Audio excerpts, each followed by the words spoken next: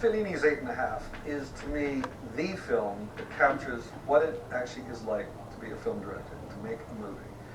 The strange thing about it is that I knew that was the truth long before I directed the film. And having now directed 1 or 2 films, I know it's even more truthful. There are moments in the film that still stick in my head. One of them is Mastroianni working his way down a corridor of the hotel where the production office is, and people coming out of doors trying to get his attention. And he's developed a little dance. And this is the way he deals with the fact that the whole world is coming in on him, questions, answers, they need answers. And he doesn't have any, and he tap dances his way through it. And it's something I've subsequently learned is the only way to get through it. Film directing is to do just that. And I thought, clearly what has happened here is that Fellini was working on a movie. He didn't know really how to finish it. It wasn't coming together. And so he wrote a movie about making a movie about a director who doesn't know how to make or finish his movie. And then he mixes all of that with his complex life, with his parents, with his girlfriends, with his wife. And you keep all this swirling around the fact that he's trying to make a movie and can't get to grips with it. And at the same time, you're trying to take all these things and make them into the movie. And I think the last shot sums it up, where he's got all those characters of his life in a circle to Nino Rota's music, to the little boy who's leading the band, and they're going around and around. And that was Fellini, and that's what every film director is, that little boy. I mean, one of the things I try to use movies for is a way of not ever growing up. To always maintain a child's point of view of the world. I don't care what movie I make. It's trying to see the world with a sense of awe and amazement and surprise, and to show the rest of the world how extraordinary the world is. Because most films don't do that, and I think Fellini always did that. Dreams were clearly important to him. Dreams were a way of leaping out of the day-to-day problems and trying to get back to before the problems existed and hopefully resolving them in real life. The opening sequence is still one of the great opening sequences of any film ever made. To be trapped in a traffic jam, the world just compressed around you, and that need to escape from it, and to climb out of a car that's filling up with some kind of bilious smoke while the world is watching, and then float off. And then something being a kite or a balloon with a string around his leg being pulled down. And then you realize this is about a person with even a bigger problem. And so now we've got our past, we've got our present, everything working together and struggling against each other. I mean, he captured everything in that opening sequence. I think that sequence is probably the most important in my life because I've been trying to do versions of that ever since.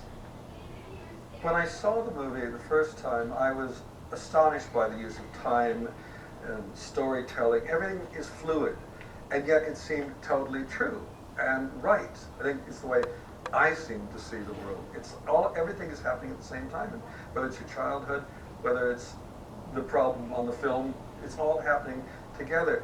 I have the suspicion that Fellini was being totally pragmatic when he made it, because he didn't know quite how to make this thing into a conventional film.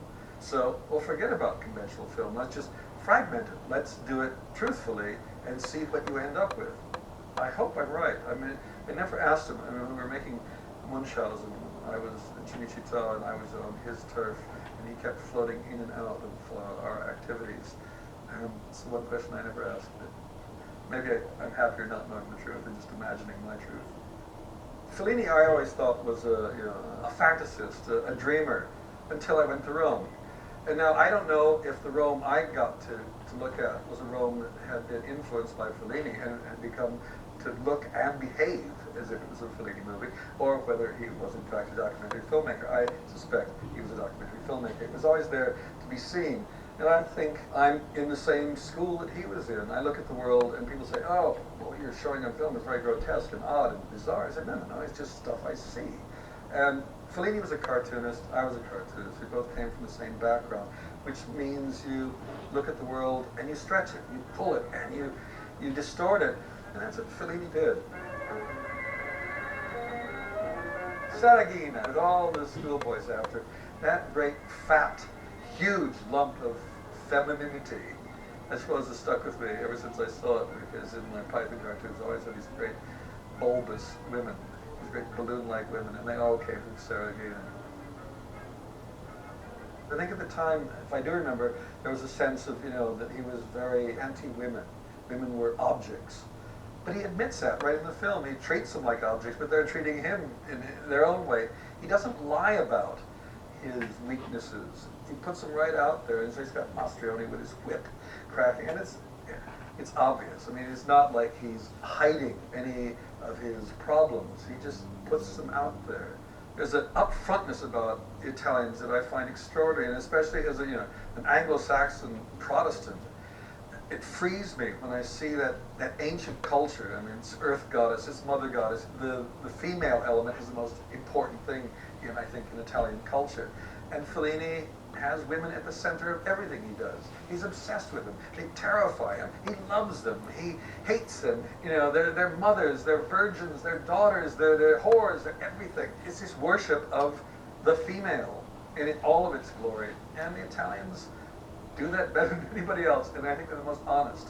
The rest of us, in our more conscribed, safe worlds, pretend we're not like that.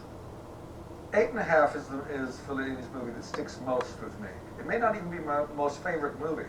There may be others that I like more, but it's the one that sort of struck such a deep chord, that was so truthful and lingering, that it's the one I will always refer back to. Even when Fellini falls on his face, and he's done it a few times with his films, there are always moments in them that will stand up against anything else out there. And they're the things that I think I remember. They're little bits of shrapnel that go in a moment of just sheer clarity and brilliance and magic. And he's left more of those bits of shrapnel in my brain than most people have.